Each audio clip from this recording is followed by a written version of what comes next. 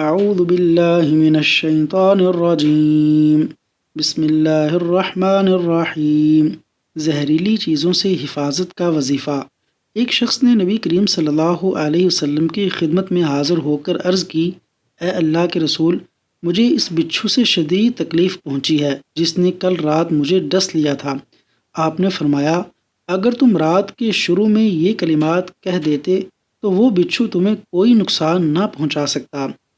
اعوذ بکلمات اللہ التامات، اعوذ بکلمات اللہ التامات من شر ما خلق۔